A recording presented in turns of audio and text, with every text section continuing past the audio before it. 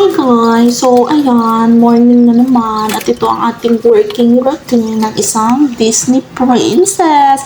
So ayan, kailangan nating maging masipag pero mag-unat-unat muna tayo ng ating katawan. Ayan, nandyan pala yung aking mother there. O, di ba? Ang dali ng trabaho ng Disney princess. Charot, tapos na agad. So ayan, uuwi na naman at magti-tiktok tayo. Gagawin ko ang lahat upang sa huli ay tayo. Kung kailangan ko tahakin ang kilometrong layo. In the middle of the my dreams, you should celebrate with you, baby, oh yeah.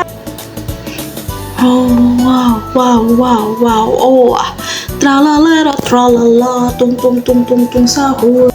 Ayan, tapos na ang ating vlog. See you na naman sa ating another vlog. Bye!